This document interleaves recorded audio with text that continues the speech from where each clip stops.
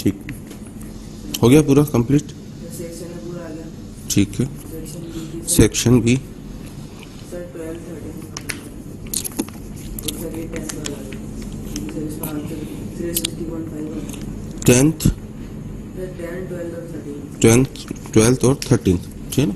तो in section B question number 10 है ना, the mass of H2O in 1000 kg of CuSO4.5H2 है ना। तो फर्स्ट ऑफ ऑल क्या कर लो, इसके आप मोल्स निकाल लो, 1000 अपॉन मोलर मास 249.5 को अप्रोक्सीमेटली 250 ले लेता हूँ, तो इससे आपका कितना हो गया 4, ठीक है ना। तो 4 क्या हो गए, इसके मोल्स हो गए। और अब इसमें 4 मोल्स हैं, तो आपको मास ऑफ किसका चाहिए इसमें, H2O का, ठीक है ना। तो अगर इसके 4 मोल्स हैं बेटा, तो मोल्स ऑफ वाटर हो जाएंगे 4 × 5 मतलब 20, और ये मोल्स हो गए। मास के लिए 20 × 18 कितना 360, तो the answer should be A 360.5 kg। हाँ, तो उसको करेक्ट कर लेंगे हम लोग, ठीक है ना। ए कर लो उसको।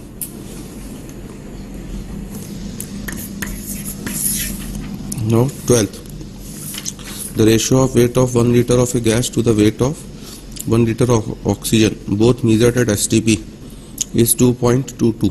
The molecular weight of the gas would be, है ना, ratio of weight of 1 liter of gas, ठीक है ना। पहले तो 1 liter of gas का weight ले लेते हैं और दोनों को मेजर करा गया आपका STP पर, है ना। 1 लीटर है STP पर, तो नंबर ऑफ मोल्स कितने हो गए 1/22.4, that will be equals to W1/M1, है ना। This is for gas 1। For oxygen 1/22.4 equals to W2/32, this is for oxygen. Now you have given the ratio of what, W1/W2, ठीक है। तो अगर मैं दोनों को डिवाइड कर देता हूँ, तो ये दोनों पार्ट तो क्या हो गए आपके, कैंसिल हो गए। तो 1 इक्वल्स टू W1/W2 इंटू क्या 32 ऊपर चले जाएगा, M1 नीचे आ जाएगा। आपको इस M1 की वैल्यू निकालनी है, तो M1 will be equals to 32 into ये रेशियो कितना दिया गया मुझे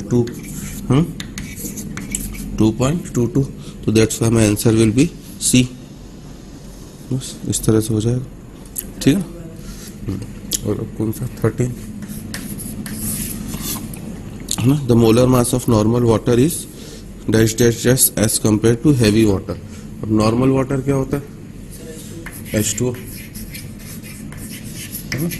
तो your normal water is H2 and heavy water is D2, ये होता है। हाइड्रोजन का एक आइसोटॉप होता है ना ड्यूटेरियम, तो जब आप ड्यूटेरियम यूज कर देते हो तो that will be your heavy water. तो अब इसका मोलर मास है कितना हमारा 18, तो इसका मोलर मास कितना है 20, ठीक है ना। तो molar mass of normal water कम है कि ज्यादा है, कम है, तो इसलिए आंसर लेस वाला होना चाहिए। और कितना परसेंट कम है 20 का 10% कितना होता है 2, तो बस 18 हो गया, तो इसलिए आंसर विल बी ए, ये 10% लेस हो गया, ठीक है।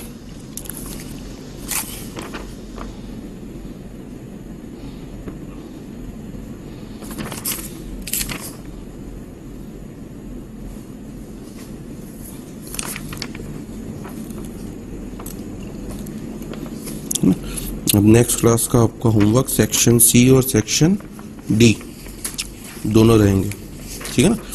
क्योंकि कल संडे है, तो मंडे को क्लास, मंडे को भी शायद नहीं है, ट्यूसडे को ही है। मंडे को भी होगी तब भी कर सकते हो।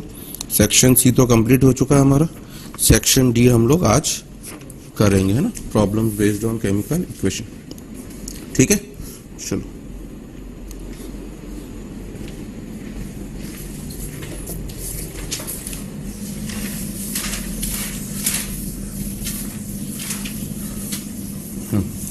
तो अब मैंने लास्ट क्लास में सब कुछ बता दिया था आपको। बैलेंसिंग करना भी बता दिया था, मोल मोल एनालिसिस की एक आधी प्रॉब्लम भी हम लोगों ने 2 प्रॉब्लम्स कर ली थी ना, ठीक है ना। केस 1 कर रहे थे हम लोग अभी, कौन सा रिएक्टेंट हमारा, सिंगल रिएक्टेंट, ठीक है। चलो अब उसमें जैसे नेक्स्ट क्वेश्चन लिखो,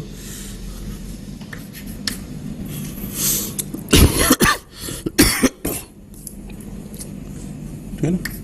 Ag2CO3 जब इसे गर्म करा जाता है बेटा, ठीक है ना, तो it will give you 2Ag solid plus CO2 gas plus half O2 gas.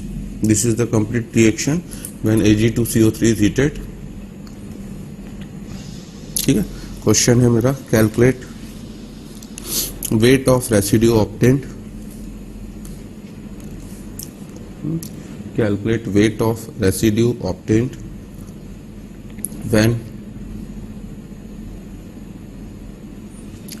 55.2 gram of Ag2CO3 is heated, when 55.2 gram of Ag2CO3 is heated, ठीक है ना। फर्स्ट पार्ट है, और सेकंड पार्ट और दे रहा हूं, also calculate, है ना, total volume of gases evolved at STP, also calculate total volume of gases evolved at STP.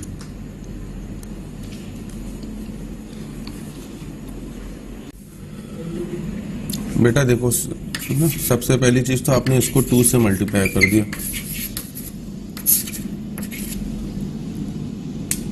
इसमें कोई दिक्कत नहीं, आप कर दो इसे 2 से मल्टीप्लाई,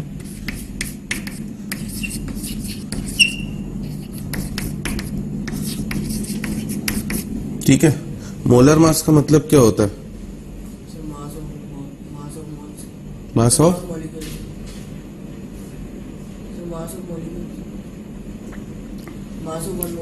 तो 1 मोल है, तो फिर आप 2 से क्यों मल्टीप्लाई कर रहे हो? क्या मुझे इस कोफिशिएंट से कोई लेना देना है क्या मोलर मास के लिए? अगर मैं आपसे CO2 का मोलर मास पूछूंगा तो CO2 का मोलर मास आप कैसे बताओगे? तो आप तो 2 से क्यों मल्टीप्लाई कर रहे हो इसको? तुमने क्या करा, 276 निकाल के उसको किससे मल्टीप्लाई कर दिया? इस कोफिशिएंट को मोलर मास से कोई भी लेना देना नहीं। CO2 का मोलर मास कभी भी पूछा जाएगा तो कितना होगा मोलर मास उसका? 44 होगा। तो तुम ये 2 को क्यों देख रहे हो? ये 2, 4, 2, 1 ये तो क्या है उसके स्टोइचियोमेट्रिक कोफिशिएंट, ठीक है ना। तो इनको आप जब आपको मोलर मास इसका निकालने को बोला जा रहा है तो ये कुछ भी नंबर हो, यहाँ पर 2 हो, 20 हो, 50 हो, 100 हो, इससे क्या लेना देना आपको? आपको तो सीधे सीधे बस इसको देखना है कि 2 एटम सिल्वर के तो 2 × 108 प्लस 1 एटम कार्बन का 12 प्लस 3 एटम ऑक्सीजन के 48। तो ये जब आप निकालोगे तो ये कितना आएगा आपका 276। तो आप मोल ही गलत निकालोगे तो आगे प्रॉब्लम कभी सही हो ही नहीं पाएगी आपकी, फिर तो 0/0 सन्नाटा हो गया बस, और क्या।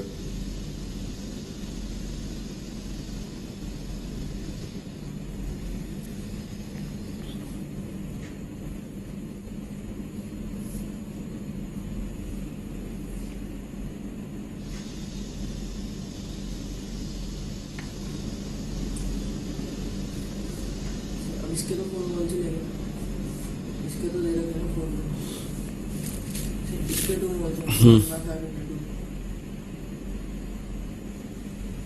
बेटा पूरा आपने ना तुम घर जाकर पढ़ाई नहीं करो, मुझे लग रहा पूरा गुड़ गोबर कर देते हो। पिछली 2 प्रॉब्लम को तुमने एनालाइज ही नहीं करा। क्या करा था हमने? एक तो आप ना जो कर रहे हो ये सब गलत है आपका, इस तरीके से करोगे कोई भी प्रॉब्लम आपकी सॉल्व नहीं हो सकती। एक बार जैसे आपने रिएक्शन लिख ली, आपको उसके बाद जो करना होता है सीधे बस जस्ट उसके नीचे उसके मोल्स लिख दिया करो, 55.2 अपॉन 276, ठीक है ना। ये आ गया कितना आपका 1/5, ठीक है। अब हमने लास्ट क्लास में क्या कर रहा था जो दिख रहा है आपको, NAG2CO3 अपॉन क्या 2 will be equals to NAG upon क्या है 4। अब आपको किसके मोल्स पता है इसमें से,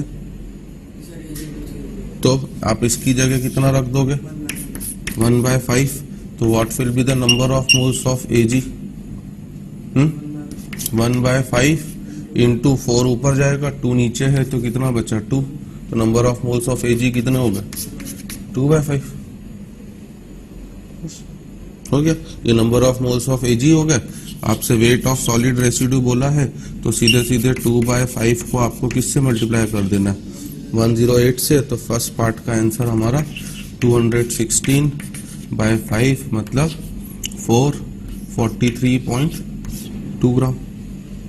ये फर्स्ट पार्ट का आंसर हो जाएगा हमारा, ठीक है ना। और सेकंड पार्ट के लिए अब आपको क्या करना है, अब ये टेक्निक भी आप लगा सकते हो, बट ये बार बार जितना लगाओगे प्रॉब्लम क्या होगी आपकी लेंदी होगी। इसकी बजाय आप डायरेक्ट ये कर सकते हो कि अगर इसके 1/4 मोल है, देखो ये लिखोगे तो प्रॉब्लम खूब लेंदी होती जाएगी। आप सीधे क्या कर सकते हो, क्या है इसका कोफिशिएंट 4 को ऊपर लिख दो अपॉन इसका कोफिशिएंट कितना है इंटू 1/5 इसके मोल्स। तो आप देख लो यहाँ से भी आंसर डायरेक्ट कितना आ रहा है, बस वो यहाँ से भी आ रहा है। तो अगर आप ये लिखोगे बार बार तो लेंदी होता जाएगा। आप डायरेक्ट एक लाइन में, इसलिए कह रहा हूँ ये क्वेश्चन एक लाइन में होने, बस रिएक्शन लिखो नीचे मोल्स लिखो। अब जैसे CO2 के मोल निकालने हो तो ऊपर क्या रहेगा आपका 2, नीचे भी क्या रहेगा 2 इंटू 1/5। O2 के मोल निकालने होंगे तो ऊपर 1 नीचे 2 इंटू 1/5। तो CO2 के मोल्स हो गए कितने 1/5, ठीक है ना, और इसके मोल्स हो गए कितने 1/10। तो सेकंड पार्ट आपसे पूछा है total volume of gases.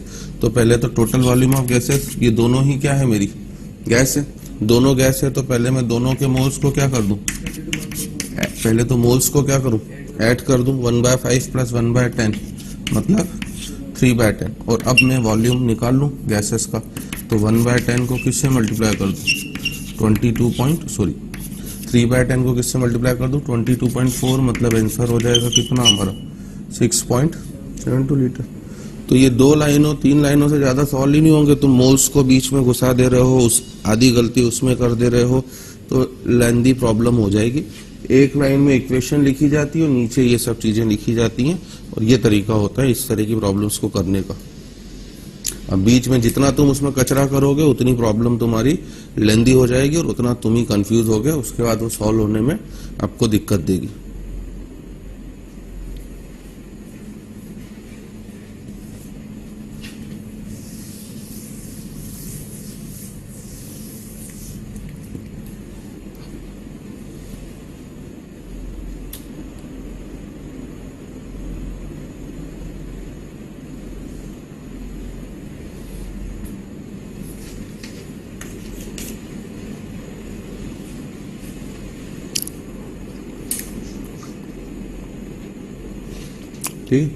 Next question दे रहा आपको है ना, what weight of calcium bicarbonate, what weight of calcium bicarbonate should be heated. Calcium bicarbonate का फॉर्मूला गलत है आपका। सबसे पहली चीज तो नहीं पता हो फॉर्मूला तो पहले नाम लिखा करो, है ना। CaCO3 कैल्शियम कार्बोनेट होता है और ये कैल्शियम बाइकार्बोनेट, तो ये फॉर्मूला होगा इसका CaHCO3 होल ट्वाइस, है ना। What weight of calcium bicarbonate should be heated, है ना, टू ऑब्टेन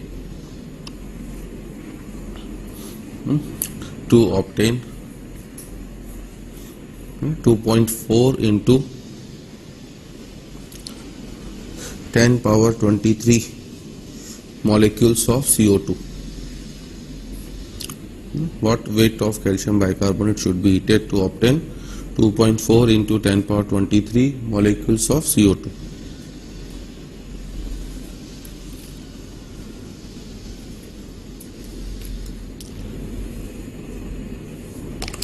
ठीक है ना। अब सबसे पहले ये सब जो चीजें हैं ये सब इनऑर्गेनिक की रिएक्शंस हैं जो बाद में आपको याद करनी होती।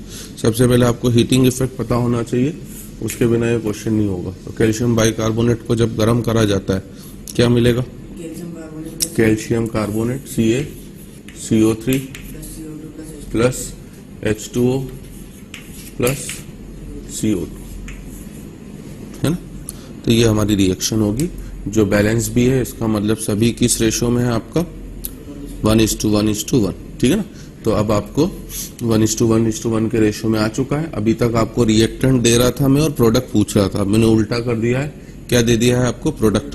पूछ रहा हूं कि आपसे रिएक्टेंट। तो अब बताओ कैसे करोगे आप इसको? तो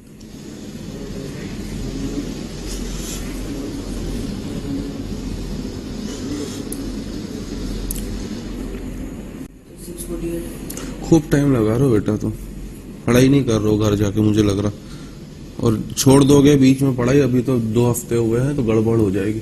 मैं आपसे कह रहा हूँ कि एक एक लाइन के सवाल है, रिएक्शन आपके सामने लिखी पड़ी है, बस आपको जो दिया गया है उसके नीचे इसके मोल्स निकाल लो। अब ये मोल्स निकालने के लिए कौन सा फॉर्मूला यूज होगा आपका? तो अब ये आप मेरी अप्रोच देखो और अपनी देखो। एक एक पेज तो तुम पूरा ऐसे ही भर दे रहे हो, ये आसानी से डिवाइडेड हो जा रहा है, तुम डिवाइड नहीं कर पा रहे हो। कितना हो गया? 0.4। अब अगर CO2 के 0.4 मोल्स हैं तो कैल्शियम बाइकार्बोनेट के भी कितने मोल्स होंगे? 0.4, क्योंकि सब पूरी रिएक्शन किस रेशियो में है? 1:1। तो बस अगर ये 0.4 मोल्स है बेटा, तो वेट पूछा है 0.4 इंटू 162। कर तुम भी सही रहो, बाकी खूब टाइम ले रहे हो। इतना टाइम थोड़ा मिलेगा तुम्हें एग्जाम में। बस ये आंसर हो गया हमारा। एक लाइन में सवाल हो रहा। सिंगल रिएक्टेंट जब तक है, ऐसे एक एक लाइनों में सवाल होंगे आपके।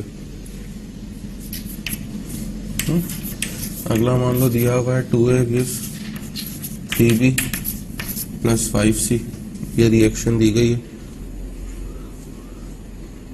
है ना? और आपसे बोल रहा है calculate moles of A required,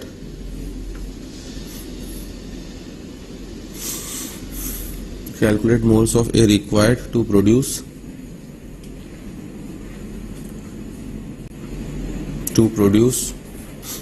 7 moles of C.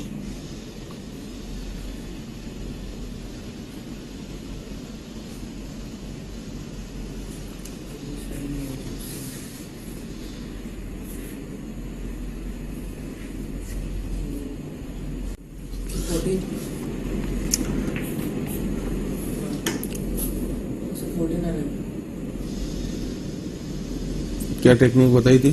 किसके मोल्स निकालने तुम्हें? तो ऊपर क्या रहेगा? 2 और नीचे क्या रहेगा? 5। तो फिर 5 कहाँ गया तुम्हारा? तुम इसको क्यों चेंज करो बेटा? बस इस पे आओ ना सीधे। इसका कोफिशिएंट कितना है? 2। जिससे निकाल रहे हो उसका कोफिशिएंट नीचे, जिसकी जरूरत है उसका कोफिशिएंट ऊपर, जिससे निकाल रहे हो उसका कोफिशिएंट नीचे, और इनटू क्या? 7। तो तुम क्या आंसर दे रहे हो? यार आज तुम ना वैसे ही सर दुख रहा है, आज तुम मेरे को पागल करोगे शायद। 14 ही तो बोला, आंसर है 14/5 और तुम 14 बोल रहे हो। सही है मेरा।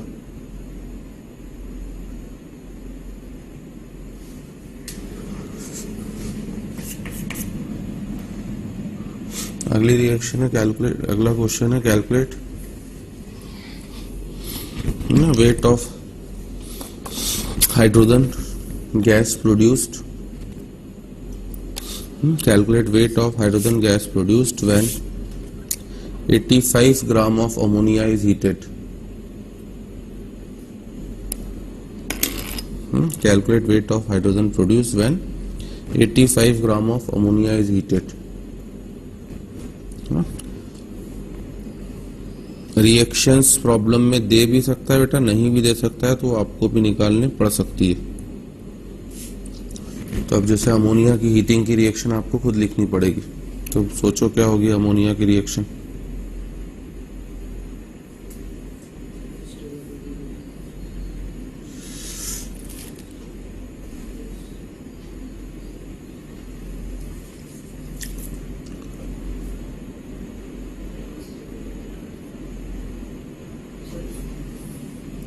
अमोनिया किस किस से मिलकर बनता है?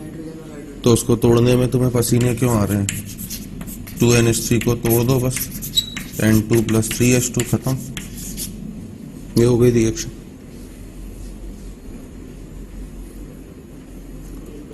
हाँ सही है। अब ये एरो क्यों लगा रहे हो बेटा? नीचे एरो नहीं लगता है, नीचे केवल मोल्स लिखे जाते हैं। आप टेक्निक नहीं समझ रहे हो अभी भी। मैंने कहा एरो लगाया नीचे, किस जगह एरो देख लो। बस इसके 5 मोले लिख दो। अब किसका मोल्स चाहिए आपको? तो क्या हो जाएगा?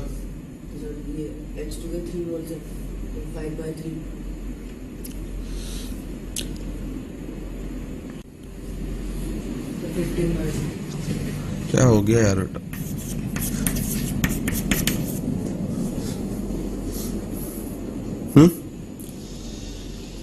ये क्या है उसके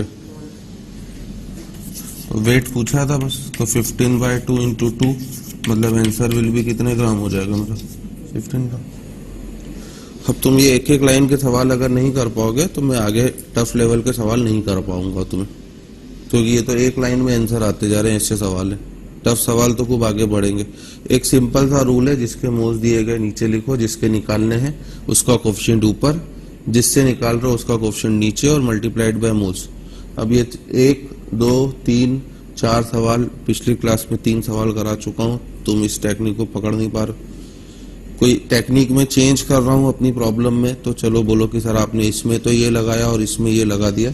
मैं एक ही अप्रोच बता रहा हूं और इसलिए मैंने मोल्स निकालने के सब फॉर्मूले आपको बता दिए हैं। कभी वॉल्यूम देगा, कभी मॉलिक्यूल्स देगा, कभी मास देगा, बस इतना ही काम करना होता है। सिंगल रिएक्टेंट जब तक रहेगा इस तरह के क्वेश्चन होंगे। अब केस 2 लिखो हमारा, मोर देन वन है।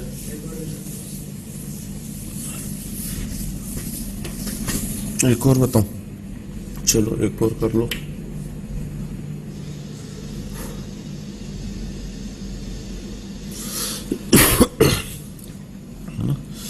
अगर आप अमोनियम डाइक्रोमेट NH4 2 Cr2O7 है ना, इसे गर्म करते हो तो ये आपको देता है N2 प्लस Cr2O3 है ना, plus 4H2।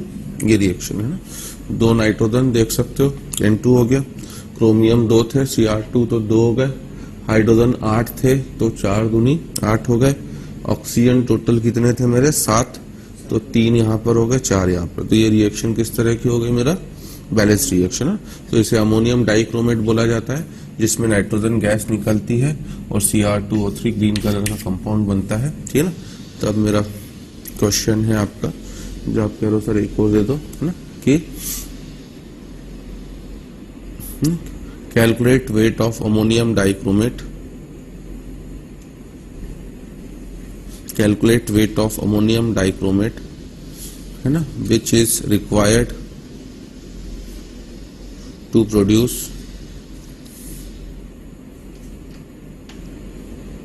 which is required to produce 3.04 gram of which is required to produce 3.04 gram of green residue, ठीक है ना। ये जो Cr2O3 होता है ना, ये जो होता है आपका, ये सॉलिड होता है और ये होता है किस कलर का? आपका ग्रीन कलर का। तो ये आपका क्रोमियम का एटॉमिक मास 52। यार भैया किसी सवाल को देखने से नहीं आएंगे बेटा, वो केवल एक लाइन में आपका कितना मास दे दिया मैंने है। तो अब इसको क्या करा तुमने? अपॉन 152 इसका मोलर मास, जैसे ही आपने डिवाइड करा है 1/50 मोल्स, ठीक है बस। तो अब क्या हो जाएगा? हाँ हाँ, तो बस 1/50 हो गया, तो बस खत्म। फिर वही तो कह रहा हूँ, किसी सवाल को देखने से कुछ नहीं आने वाला, बस कॉन्सेप्ट इतना सी है।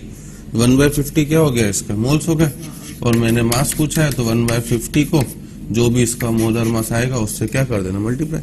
सिंगल रिएक्टेंट के क्वेश्चन में और कुछ लॉजिक ही नहीं है, बस ये सिंपल से लॉजिक रहेंगे आपके कि रिएक्शन अगर आपको बैलेंस पता है, कोई एक सब्सटेंस गिवन होगा और दूसरे सब्सटेंस को आपको निकालना रहेगा, ठीक है ना।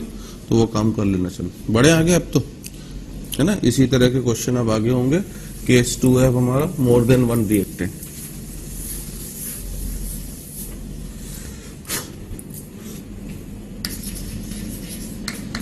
Case 2 is our more than one reactant. अभी तक जितने 7-8 सवाल आपने करे हैं तो आप देख सकते हो कि उन सब में रिएक्टेंट एक था, अब रिएक्टेंट 2 हो जाएंगे। बट इसमें भी केस ये है कि रिएक्टेंट भले एक से ज्यादा है, बट है ना, इंफॉर्मेशन अबाउट है ना, वन रिएक्टेंट इज गिवन,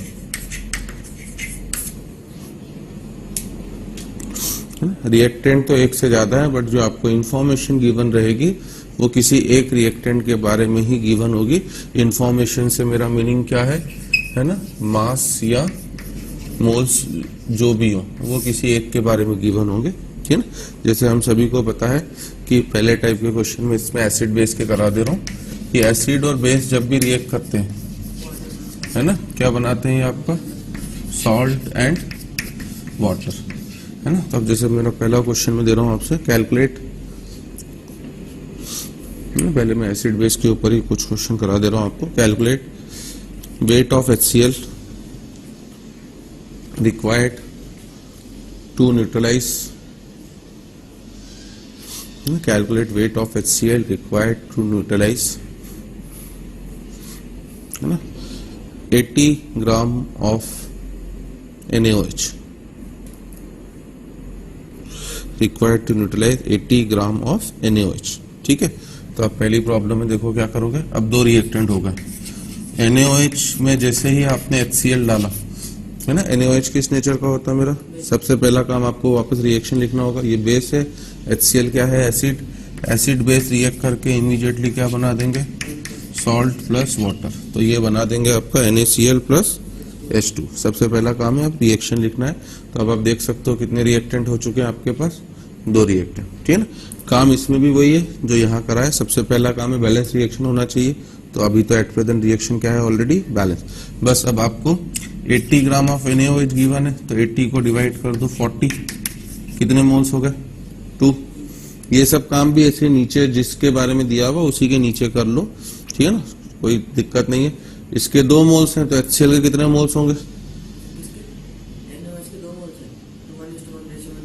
2 ही होंगे, बस खत्म क्वेश्चन आपका। तो HCl के 2 मोल्स, आपसे वेट ऑफ क्या पूछा गया था, HCl, मतलब 2 into 36.5, that mean answer will B 73 का, समझे। तो मोर देन वन रिएक्टेंट में भी वही काम करना है, ठीक है। तीसरे केस में अच्छे क्वेश्चन होंगे जब इंफॉर्मेशन अबाउट 2 रिएक्टेंट गिवन होगी। अभी एक रिएक्टेंट गिवन है, दूसरा निकालना है, धड़ से हो जाएंगे क्वेश्चन आपके, ठीक। चलो एक और क्वेश्चन लिखो, जैसे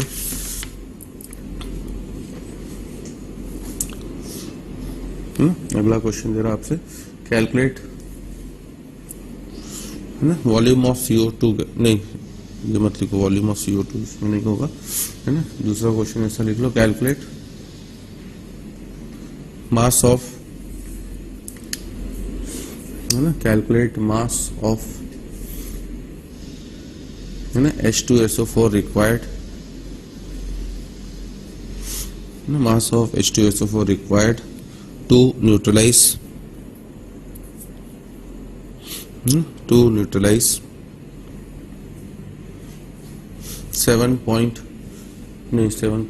11.2 ग्राम ऑफ KOH,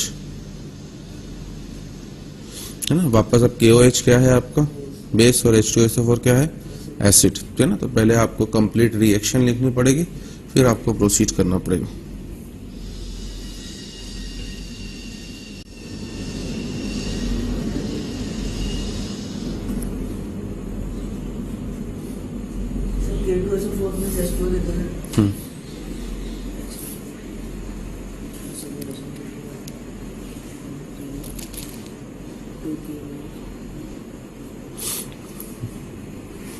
है ना, क्या हो जाएगा, ना, KOH प्लस H2SO। देखो एसिड बेस रिएक्शन है ना बेटा, तो उसको बैलेंस करने का एक सीधा सा तरीका भी बता दे रहा हूँ। H कितने हैं इसके पास, और इसके पास OH कितने हैं, पानी किससे मिलके बनेगा, H और OH से, तो दोनों की नंबर क्या होनी चाहिए, सेम। तो अगर H 2 है तो OH भी 2 करने पड़ेंगे, मतलब आगे क्वेश्चन कितना कर दोगे आप अपना, 2, ठीक है। इसलिए क्या सॉल्ट बनेगा आपका अब यहाँ पर, K2SO4 प्लस 2H2, ठीक है। अब बताओ जल्दी से क्या होगा, KOH का आपने 11.2 ग्राम डिवाइडेड बाय 56 कर दिया, मतलब 1/5, है ना। तुम प्रीवियस प्रॉब्लम से क्या देखते रहते हो, क्या रट रहे हो क्या सवालों को, सवालों का कोई एंड नहीं, मैं लाखों करोड़ों सवाल बना दूंगा खड़े खड़े यहीं पर, है ना। तो आप जो पुरानी को बार बार देख रहे हो उसका कोई रूल नहीं है, उससे कुछ नहीं समझ में आने वाला। समझ में आना है आपको तो आ चुका होगा, बस अब इसका मास चाहिए तुम्हें। कितना है कोएफिशिएंट इसका? मैं तो एक लाइन में कर रहा हूं, मैं वही टेक्निक आपको बता रहा हूं। 1 ऊपर, नीचे क्या 2 और इनटू क्या, तो फिर तुम क्या ऊपर नीचे किसी सवाल को देख के हेल्प ले लोगे। और आपसे मैं कह रहा हूं कि आप टेढ़ा मेढ़ा कर रहे हो। मेरी अप्रोच देखो, जो KOH है मैंने KOH के नीचे लिख दिया, जो H2SO4 है मैंने H2SO4 के नीचे लिख दिया, ताकि गड़बड़ ना हो। मुझे सीधे सीधे पता पड़ गया कि H2SO4 के कितने मोल्स है मेरे पास, 1/10, और मुझे बस इसका मास पूछा गया था, तो 1/10 को मैंने 98 से मल्टीप्लाई कर दिया, मेरा आंसर हो गया 9.8 का। खत्म।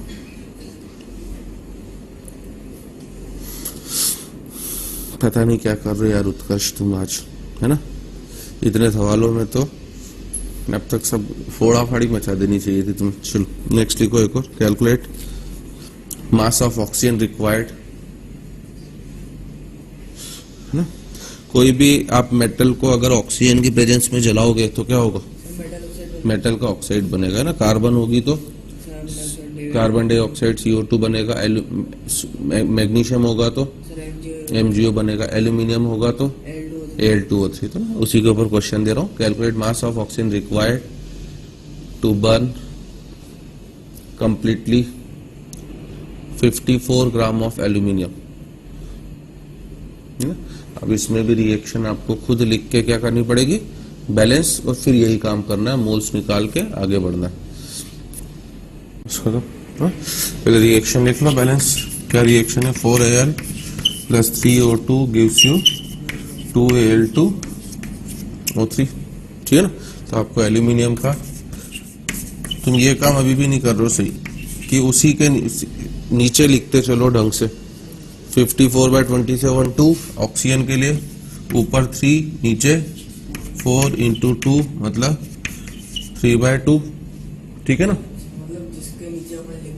हाँ, बस ऑक्सीजन चाहिए, जो दिया है पहले उसके नीचे लिखो, फिर जो निकालना है उसके नीचे लिखो। तो प्रॉब्लम 2 लाइन से ज्यादा में जाएगी नहीं। तीसरे में बस वेट निकालना है आपको, तो 3/2 को किससे मल्टीप्लाई कर दोगे? 32 से, तो इसलिए आपका आंसर कितना हो गया? 48 ग्राम, ठीक है ना। अब अगर मैं आपको 50 ग्राम ऑक्सीजन देता तो क्या होता? मैंने एल्यूमिनियम के तो 54 ग्राम ही दिए हैं, बट ऑक्सीजन के 50 ग्राम दे देता मैं आपको, तो क्या होता? ऑक्सीजन रिएक्ट तो कितनी करती, मतलब 2 ग्राम क्या हो जाती, बच जाती, और खत्म कौन हो जाता? वो लिमिटिंग रिएजेंट के कॉन्सेप्ट हो जाएंगे अगले, है ना। अभी मैंने साफ हेडिंग क्या डाली है कि एक रिएक्टेंट गिवन है। अगर मैं आपको 2 रिएक्टेंट दे रहा हूं कि इसके तो 54 ग्राम है और इसके 50 ग्राम है, तो जैसे ही 2 रिएक्टेंट आ जाते हैं, सबसे पहले आपको ये डिसाइड करना पड़ेगा कि आखिर दोनों में से कौन खत्म हो गया है और कौन बच गया है। 3 केस हो सकते हैं, या तो ये खत्म होगा, या ये खत्म होगा, या दोनों खत्म हो जाएंगे, ठीक है ना। 3 पॉसिबिलिटीज हैं आपकी।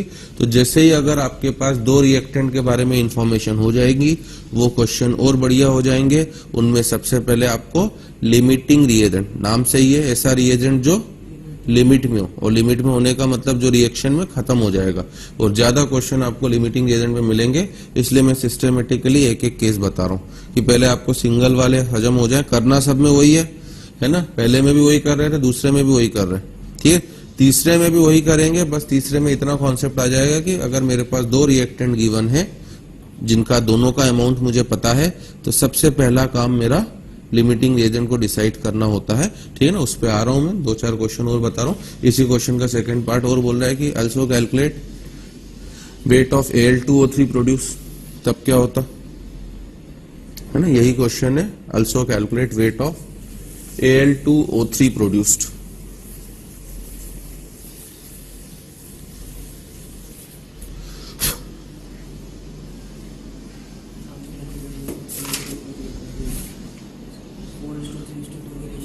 तुम कह रहे हो ना मैं वही तो कर रहा हूं, तो तुम्हारी अप्रोच मुझे इसलिए गंदी लग रही, तुमने रिएक्शन लिखी है इस पेज में, कर रहे हो तुम क्वेश्चन अगले पेज में।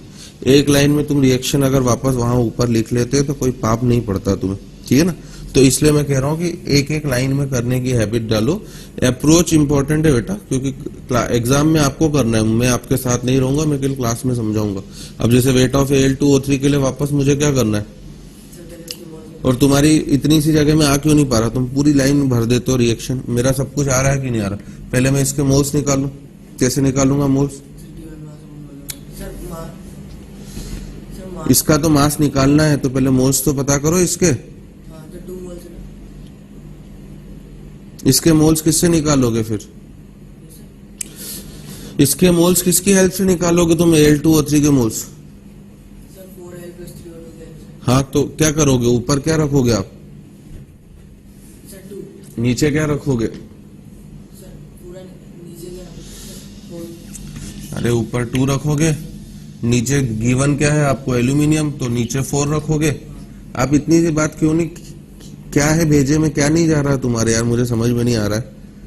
जो निकालना होगा उसका कोफिशिएंट ऊपर है ना, उनको समझ में आ रहा है, आपको आ रहा है ना समझ में, है नहीं आ रहा? उनको तो केमिस्ट्री पता नहीं बेटा, नहीं तो है ना समझ में आ जाता। बस जो गिवन है वो ऊपर, जिससे निकालना है वो नीचे, और मल्टीप्लाइड बाय क्या,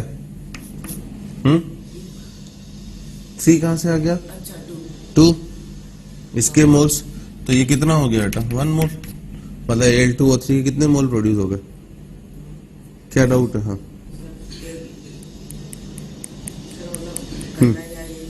करना था Al2O3 का मास निकालना था। अब Al2O3 के मास को निकालने के लिए पहले आपको Al2O3 का क्या पता होने चाहिए? मोल्स कैसे निकालोगे, रिएक्शन से, जो हाँ एल्यूमिनियम, मुझे गिवन क्या था, एल्यूमिनियम, मतलब मुझे Al2O3 के जो मोल्स निकालने हैं वो किसकी हेल्प से निकालने, Al की हेल्प से। पहले जो कोफिशिएंट जिसका निकालना उसका, हाँ, उसके नीचे जिसकी हेल्प से निकालना उसके, फिर उसके जो जिसकी हेल्प से निकालना उसका मोल्स। ये 15 प्रॉब्लम में मैं बोल चुका हूँ, तुम्हें क्यों नहीं दे रहा है तुम्हारे दिमाग में मुझे नहीं पता है। ये कैसे करा तुमने, इसमें क्या करा ऑक्सीजन के लिए? सर ऑक्सीजन का 3 था, हाँ, अपॉन 4 एल्यूमिनियम का इनटू एल्यूमिनियम का मोल्स। तो फिर एक रिएक्शन में अगर 50 चीजें आ रही हो, एक गिवन हो और बाकी 49 निकालना हो तुम्हें, सब में यही टेक्निक लगेगी। जिसको भी निकालना होगा ऊपर उसका, जिसका गिवन होगा उसका नीचे, मल्टीप्लाइड बाय उसके मोल्स। अब आप सीख गए तो चैप्टर खत्म है, नहीं सीखे तो भी चैप्टर खत्म है, दोनों केस में चैप्टर खत्म हो जाता है ना। एक और दे रहा है जैसे आपसे कि कैलकुलेट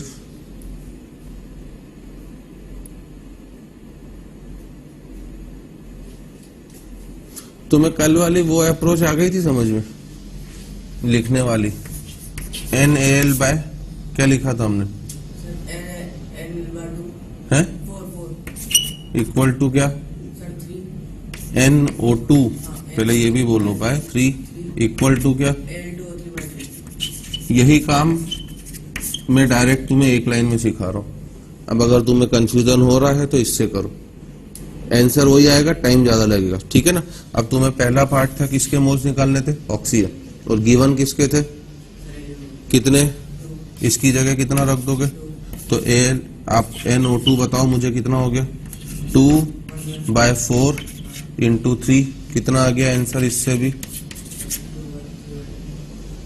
वही मेरा भी आंसर है, कर मैं वही रहा हूं, बस अगर इस तरह से लिखोगे तो थोड़ा टाइम आपको ज्यादा लगेगा, इसलिए मैं डायरेक्ट बता दे रहा हूं। अब Al2O3 का देख लो वापस, Al2O3 के लिए भी क्या करोगे, ऊपर 2 नीचे 4, ये तो फिक्स हो गया, मल्टीप्लाइड किससे करोगे, 1/2 क्यों,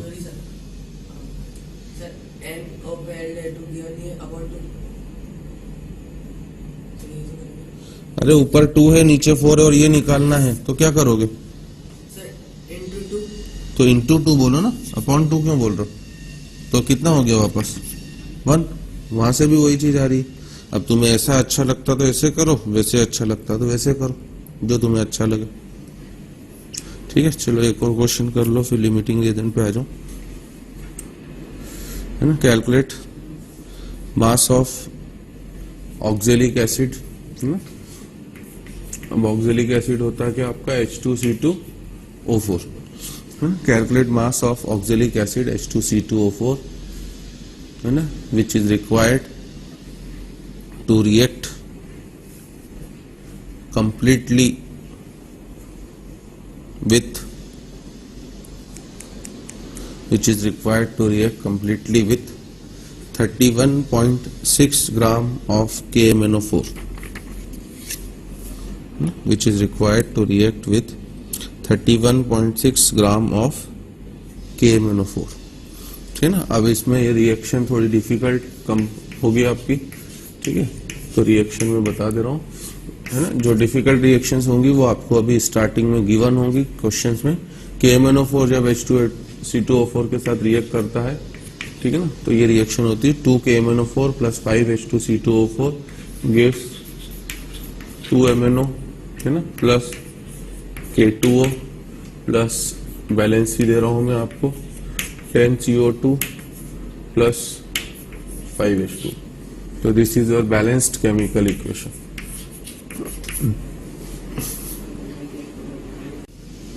है, इससे ज्यादा कुछ काम ही नहीं करना। 31.6 मास गिवन था अपॉन 158, तो नंबर ऑफ मोल्स हो गए कितने इसके 1/5, ठीक है।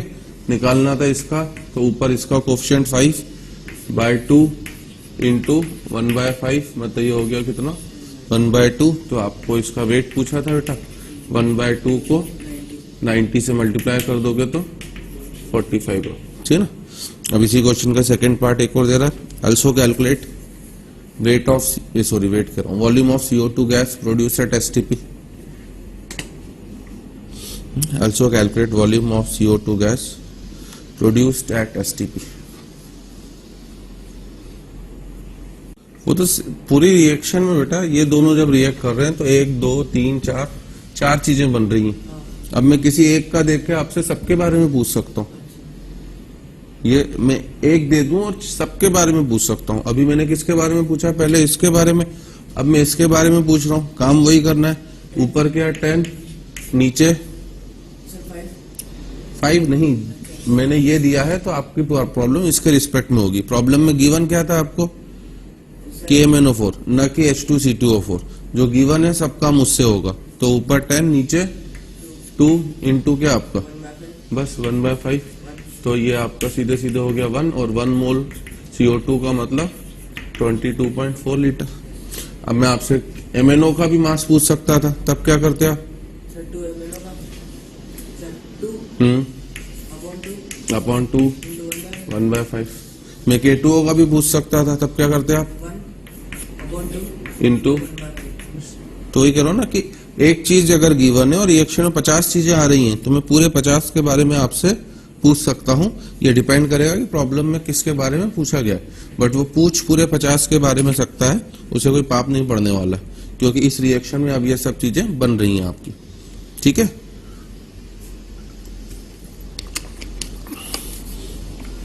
क्लियर। तो अब आ जाओ हमारा केस 3। तो ये ज्यादा बढ़िया प्रॉब्लम केस 3 मतलब बनेंगी, और इसमें लिखना हेडिंग हमारा है ना, more than 1 reactants are involve है, नहीं more than 1 reactants are involve and more than 1 का मतलब क्या, 1 से ज्यादा, मतलब मिनिमम कितने होंगे 2, ठीक है ना, 1.5 तो हो नहीं सकता, है ना, रिएक्टेंट है तो 1 से ज्यादा मतलब 2 ही होगा सीधे। More than 2 reactants are involve, ठीक है। पिछला केस भी यही था, बस पिछले केस में क्या था कि जो अमाउंट गिवन था वो किसी, अब अमाउंट भी मिनिमम 2 का गिवन हो गया ना, तो more than 1 reactants are involve and, है ना, information about at least 2 reactants are given and information about at least 2 reactants are given। अब at least 2 मतलब कम से कम 2 हो जाएंगे, ठीक है ना। और इंफॉर्मेशन से क्या मीनिंग है, मोल्स या फिर मास, कुछ भी, ठीक है ना। और जैसे ही किसी भी प्रॉब्लम में 2 रिएक्टेंट का मास या मोल्स मिनिमम आ जाए, सबसे पहले आपको ये डिसाइड करना पड़ेगा कि आखिर दोनों कंप्लीटली रिएक्ट कर गए हैं कि बच गए। जैसे आप और मैं सपोज करो मेले में घूमने जा रहे हैं बेटा, है ना। अब आप तो 50 रुपए लेके चले और मैं 5 लाख रुपए लेके चला, तो डेफिनेटली क्या होगा बेटा, किसी न किसी के तो पैसे पहले खत्म हो जाएंगे ना। किसके खत्म होंगे? तेरे ही खत्म होंगे। तो जैसे ही खत्म होंगे बेटा, वहीं पे क्या हो जाएगा, काम हमारा रुक जाएगा। मैं फ्री में तो घुमाऊंगा नहीं तेरे को कि मेरे पैसों पे ऐश कर। तो जैसे ही तेरे पैसे खत्म हुए, वहीं पर घूमना फिरना क्या हो गया बेटा, बंद हो गया। अब अगर मैं और तू रिएक्टेंट है, तेरा अमाउंट कम है, मेरा अमाउंट ज्यादा है, जैसे ही तेरा अमाउंट खत्म हुआ, रिएक्शन वहीं पर क्या हो जाएगी, खत्म हो जाएगी, रुक जाएगी। उसके आगे रिएक्शन नहीं बढ़ सकती है। दैट्स वाई जब भी हमारे पास मिनिमम 2 रिएक्टेंट्स होंगे जिनका अमाउंट गिवन होगा, तो सबसे पहले ये डिसाइड करना पड़ेगा कि आखिर दोनों में से कौन खत्म हो गया है। क्योंकि जो खत्म हो जाएगा, ठीक है, क्या उससे ज्यादा प्रोडक्ट बन सकता है? नहीं। क्यों नहीं बन सकता? क्योंकि रिएक्शन ही रुक गई है। मतलब प्रोडक्ट कितना बनेगा ये डिसाइड करने का पावर किसके पास होगा? जो खत्म हो गया। अब मेरे कितने रुपए बचे ये डिसाइड करने का भी पावर किसके पास था? तेरे पास। क्योंकि तेरे 50 खत्म हुए तो मेरे भी 50 ही खत्म हुए होंगे, ठीक है ना। अब अगर ये मान के चलें कि दोनों किस रेशो में खर्च करेंगे, 1:1, 1:2 में के रेशो में खर्च करूंगा तो तेरे 50 खत्म होंगे तो मेरे 100, 1:3 के रेशो में तो 150। जो भी रेशो है बेटा, मान लो 1:1000 का रेशो था, तो तेरे 50 खत्म हुए, तब भी मेरे कितने खत्म होंगे? 50,000। तो बचे कितने? 4,50,000 बच गए। ये भी किसने डिसाइड करा? तूने डिसाइड करा। और तू कौन है? Limiting reagent. लिमिटिंग रिएजेंट का मतलब जो खत्म हो जाए। आ रही मेरी बात समझ में? तो जब भी मोर देन 1 रिएक्टेंट्स का अमाउंट गिवन होंगे, सबसे पहला आपको डिसाइड करना पड़ेगा कि आखिर कौन लिमिटिंग रिएजेंट है। क्योंकि प्रोडक्ट कितना बनेगा ये डिसाइड करने का पावर भी किसके पास जाएगा? Limiting reagent. और जो बच गया है वो कितना बचा है वो भी डिसाइड करने का पावर किसके पास होगा? लिमिटिंग रिएजेंट, है ना। रेशियो पता होगा रिएक्शन में, बैलेंस, ठीक है। तो सबसे पहले इसमें लिख लेना बेटा कि व्हेन, है ना, moles oblique mass of at least 2 reactants are given in the problem, है ना। When moles oblique mass of at least 2 reactants are given in the problem, ठीक है ना, then, है ना, first of all we have to decide,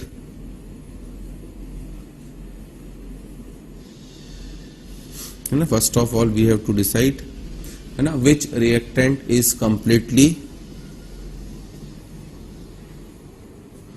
consumed in the reaction, है ना। First of all we have to decide which reactant is completely consumed in the reaction and which is remaining,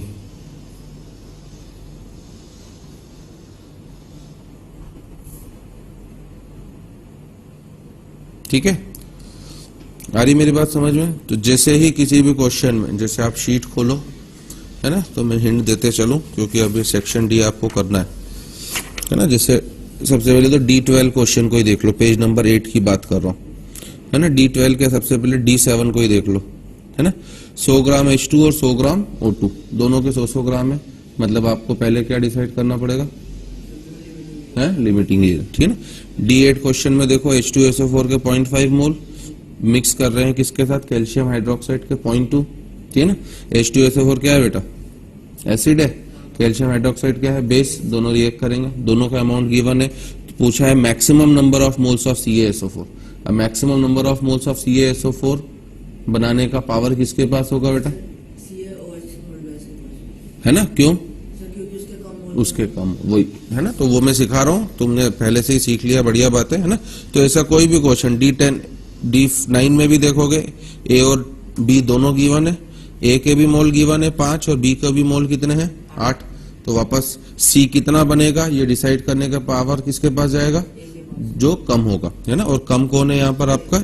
A नहीं कम है बेटा, B कम है। क्यों? Ratio कितना है? 1:2। तो A के 5 मोल के लिए B के A के 5 है, A का 1 है तो B के कितने होने चाहिए थे? तो 5 होने, अगर 1 है तो 10। और दिया कितना है तुझे? 5। चलो ठीक है, आ रहा समझ में कि अभी लिमिटिंग रीजन कैसे डिसाइड करेंगे वो मैं बता रहा हूं आपको, ठीक है ना। तो उसमें अब आप नीचे पहले लिख लेना हमारा लिमिटिंग रीजन, ठीक है ना।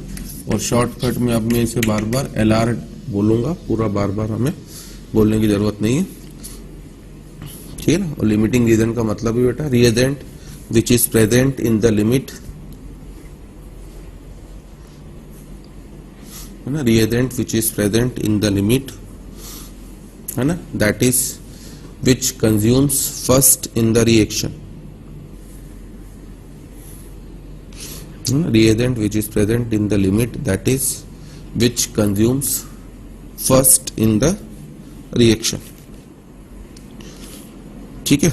अगर आपसे क्वेश्चन ये पूछा जाए कि at the end of reaction limiting reagent के कितने मोल्स बचेंगे, क्या आंसर होगा आपका? तो सर जो पहले जो ज्यादा क्वांटिटी था, at the end of reaction, question सुनो मेरा ढंग से, लिमिटिंग रिएजेंट के कितने मोल्स बचेंगे? सर जो ज्यादा quantity, at the end of reaction limiting reagent के कितने मोल्स बचेंगे? सर जितने, at the end of reaction limiting reagent के कितने मोल्स बचेंगे? सर जितने रिएक्शन में जो एक्स्ट्रा बच गया ना वो, लिमिटिंग रिएजेंट के कितने बचेंगे? सर एक भी नहीं बचा। तो 0 बोलो ना, तो तुम इतना क्या जवाब दे रहे हो? इसलिए तुम्हें बार बार 5 बार क्वेश्चन रिपीट कर दिया।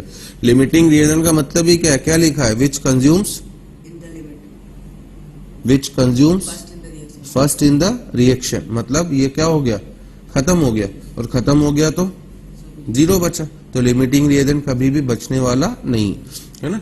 दूसरा होता है बेटा हमारा एक्सेस रिएजेंट, जिसे हम लोग शॉर्टकट में क्या बोलेंगे, ER, ठीक है ना। तो एक्सेस रिएजेंट का मतलब है हमारा reagent which is present in excess, reagent which is present in excess, that is which is left in the reaction, reagent which is present in excess, that is which is left in the reaction,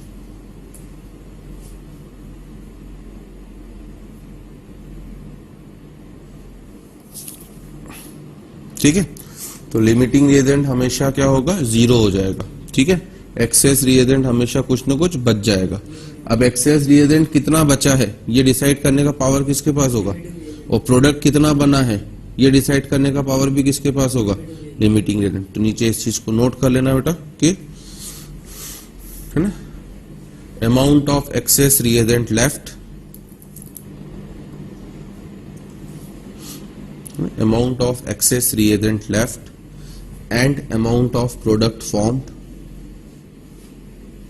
is always decided by, amount of excess reagent left and amount of product formed is always decided by LR, है ना। LR की जरूरत किस type के question में होगी आपको, मतलब केस 3, वो एग्जाम में केस 3 थोड़ा बोलेगा आपसे, एग्जाम में ही पूछ लिया 11th की एक स्कूल के एग्जाम में कि LR का कॉन्सेप्ट किस तरह के क्वेश्चन में आएगा, है ना, जिनमें मास या मोल्स मिनिमम 2 रिएक्टेंट के गिवन हो, उनमें हमेशा किसकी जरूरत पड़ेगी आपको, LR की, ठीक है ना। और एक्सेस रिएजेंट का कितना अमाउंट बचा है ये डिसाइड कौन करेगा, प्रोडक्ट कितना बचा है ये कौन डिसाइड करेगा, LR। LR का मतलब क्या होता है, जो खत्म हो जाए, मतलब इसका अमाउंट कितना बचेगा, 0 हो जाएगा, ठीक है ना। अब लिख लो नीचे हमारा डिटर्मिनेशन ऑफ लिमिटिंग रिएजेंट, कि लिमिटिंग रिएजेंट को किस तरह से डिटरमाइन करा जाएगा।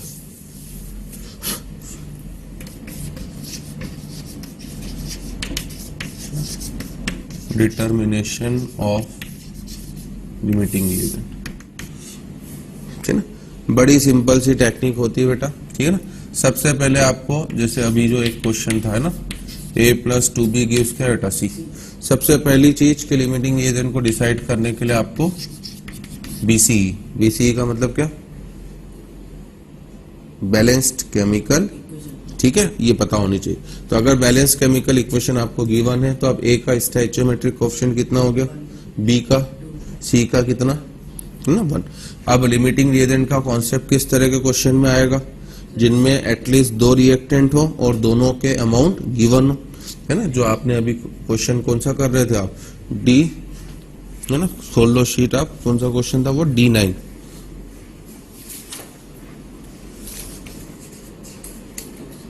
ठीक है, दिख रहा है। तो अब आपको इसके तो कितने मोल दिए गए बेटा 5, इसके कितने मोल दिए गए 8, है ना। पहले मैं समझा दे रहा हूँ फिर लिखा दे रहा हूँ।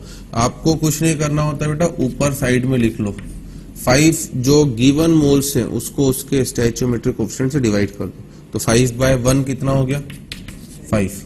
8 को किससे डिवाइड करोगे 2 से, 8 को 2 से डिवाइड कर दो, कितना हो गया 4, है ना। जो छोटी नंबर होगी, कौन सी छोटी नंबर है, मतलब लिमिटिंग रीजन कौन हो गया आपका बी।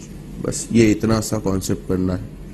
बैलेंस केमिकल इक्वेशन तो गिवन होगी, मोल्स गिवन होंगे प्रॉब्लम में।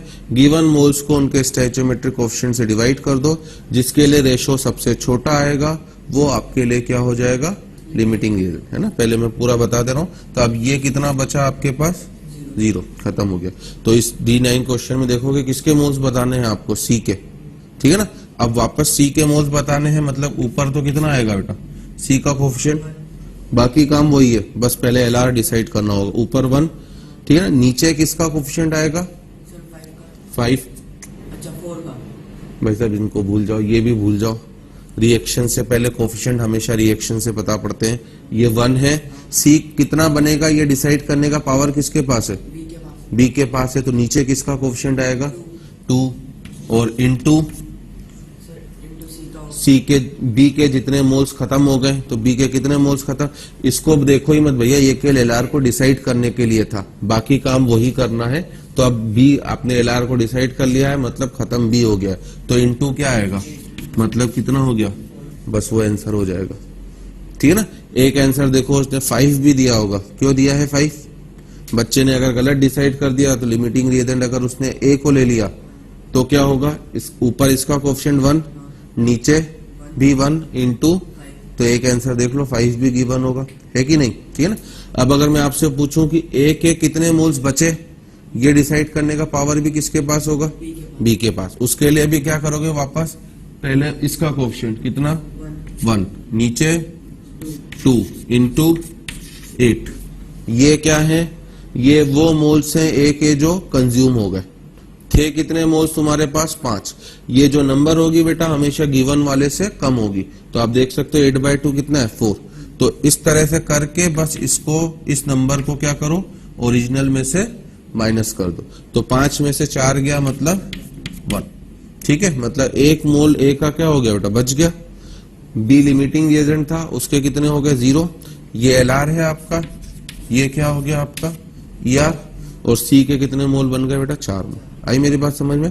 तो पहले लिख लेना डिटर्मिनेशन ऑफ लिमिटिंग रिएजेंट में कि, है ना, divide the given moles of reactant, है ना। बी केयरफुल की मोल्स हमेशा मास नहीं, divide the given moles of reactant with their respective, divide the given moles of reactant with their respective stoichiometric coefficient. Divide the given moles of reactants with their respective stoichiometric coefficient.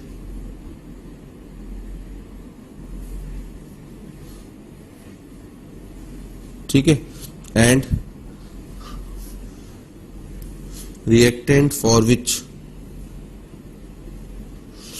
divide the given moles of reactant with their respective stoichiometric coefficient, and reactant for which this ratio is minimum,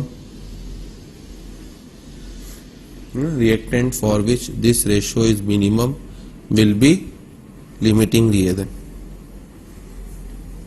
ठीक है।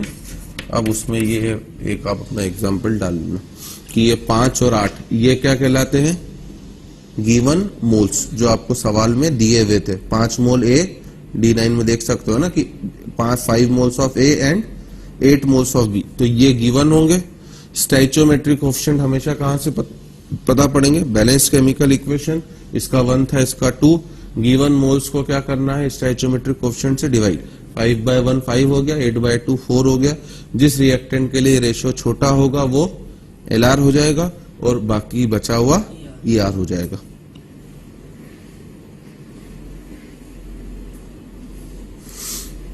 तो वही question रहेंगे, बस अब पहले LR आपको determine खुद से करना पड़ेगा।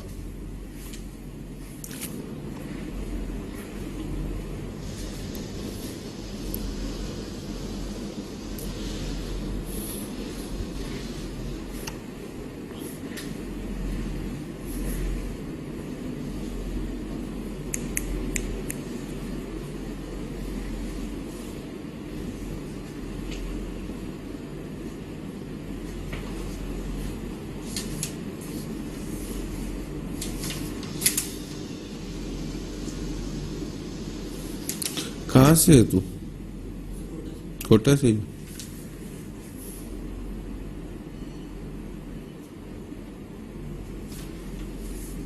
ठीक है, अब जैसे एक क्वेश्चन है ना, वाटर का जो फॉर्मेशन होता है हमारा 2H2 प्लस O2 गिव्स क्या आपका 2H2 है ना। अब ये वापस किस तरह की इक्वेशन होगी मेरी? बैलेंस केमिकल इक्वेशन, ठीक है ना, जिसे मैं प्रोनाउंस क्या करूंगा कि 2 moles of H2 are reacting with 1 mole of O2 and giving 2 moles of H2 है ना। अब अगर मैं आपसे बोल देता हूं कि आपके पास हाइड्रोजन के तो 10 ग्राम है और ऑक्सीजन के आपके पास है 96 ग्राम, ठीक है ना। तो हमारा काम क्या होगा, वापस पहले मोल्स निकालना। 10 को 2 से डिवाइड कर दोगे 5 और 96 को डिवाइड कर दोगे किससे? 32 से, मतलब 3, ठीक है। अब अगला काम क्या होगा, आपको LR को डिसाइड करना। तो हाइड्रोजन का 5/2 मतलब 2.5, ऑक्सीजन के लिए 3/1 मतलब 3 है ना। कौन सा रेशियो छोटा है? 2.5, मतलब हाइड्रोजन आपके लिए क्या हो गया? LR हो गया, और ऑक्सीजन क्या हो गया आपके लिए? ER, ठीक है। हाइड्रोजन कितना बचेगा? जीरो बचेगा, है ना। तो इसके नीचे मैंने अगली लाइन में 0 लिख दिया क्योंकि ये खत्म हो गया है। अब ऑक्सीजन कितना बचेगा? वापस ऑक्सीजन का कोफिशिएंट 1/2 इंटू 5 जो खत्म हो गया है, ठीक है। इसको किससे माइनस कर दूं? ऑक्सीजन के जो गिवन मोल्स थे 3, तो 3 में से 5/2 गया, मतलब कितने बच गया? 0.5, है ना। वाटर कितना बना है ये कौन डिसाइड करेगा? हाइड्रोजन की ऑक्सीजन, मतलब हाइड्रोजन। तो कैसे करेंगे उसके लिए? 2/2 इंटू 5, तो दैट मीन वाटर के कितने मोल्स बन गए? 5 मोल, है ना। आई मेरी बात समझ में? तो वही क्वेश्चन है, बस ये काम एक और बढ़ जाएगा आपका। तो इस वजह से मैं आपको सेक्शन C और D दोनों होमवर्क में दे रहा हूं, ठीक है ना। सेक्शन D पूरा, सेक्शन C देख सकते हो क्या हेडिंग है, percentage composition and molecular formula कर चुके हैं, और सेक्शन D है आपका बैलेंस केमिकल इक्वेशन और लिमिटिंग रेंज, वो भी मैंने बता दिया, ठीक है ना। हाँ, इस साल आया ना, तो नेक्स्ट क्लास में कंबशन वाले क्वेश्चन भी कराऊंगा मैं आपको, ठीक है बेटा।